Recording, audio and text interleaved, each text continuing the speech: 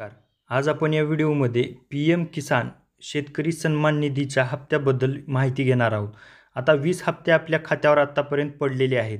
तर आता आतुरता आहे की 21वा हप्ता कधी पडेल याची आपण या व्हिडिओमध्ये माहिती घेणार आहोत.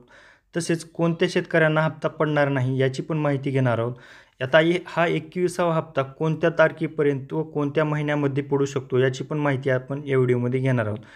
आता आज आपल्याला या ठिकाणी बघायचं आहे की पी.एम. किसान शेतकरी योजनेच्या 21व्या हप्त्याची आता प्रत्येकांनाही आतुरता आहे. आता दिवाळीपूर्वी 21वा हप्ता येईल का असेच बऱ्याच जणांना प्रश्न पण पडलेला होता.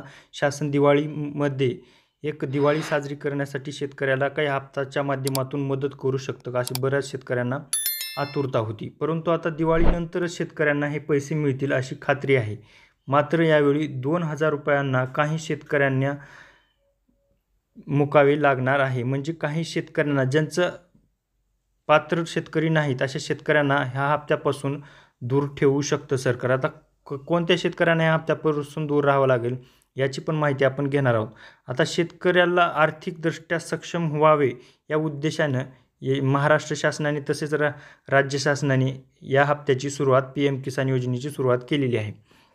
आता प्रधानमंत्री किसान सन्मान निधी सुरू करण्यात आलेली होती की या योजनेच्या अंतर्गत देशातील सर्व पात्र शेतकरी कुटुंबातील वर्षातून 3 वेळा ते दर 4 महिन्यांनी 2,000 रुपयाची मदत दिली जाते. या योजनेच्या अंतर्गत आतापर्यंत ही 20 हप्ते दिलेले आहेत. तर आता 21वा हप्ता कधीपर्यंत येऊ शकतो याची पण माहिती आपण घेणार आहोत.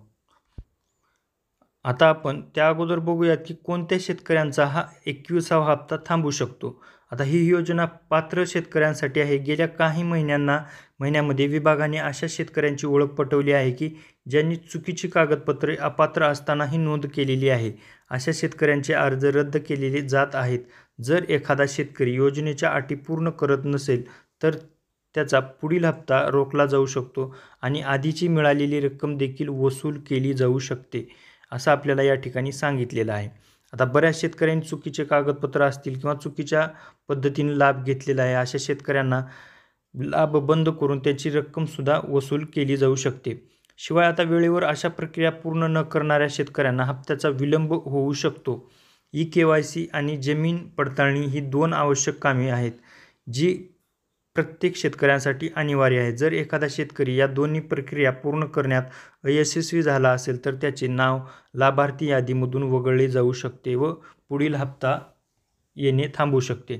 आता बऱ्याच शेतकऱ्याची लँड सीडिंग कंप्लीट नसते, तसंच आधारची KYC पूर्ण झालेली नसते किंवा चुकीच्या पद्धतीनं काहींचं नोंदणी केल्यानंतर विक्री केलेलं असतं, ते त्या ठिकाणावर नाव गेलेलं नसतं किंवा काही शेतकरी पात्र असूनही त्यांची जमीन लँड सीडिंग म्हणजे जमीन लिंक झालेली नसते आधार कार्डला किंवा जे काही जमीन नोंदणी दस्त आहे सातबारा किंवा फेरफार व्यवस्थित झाला नसल्यामुळे आणखीन लँड सीडिंग कंप्लीट झालेली नसते. अशा शेतकऱ्यांचे पण हप्ते रोखून राहिलेले आहेत. तर त्या शेतकऱ्यांना पण हप्ते मिळू शकतात.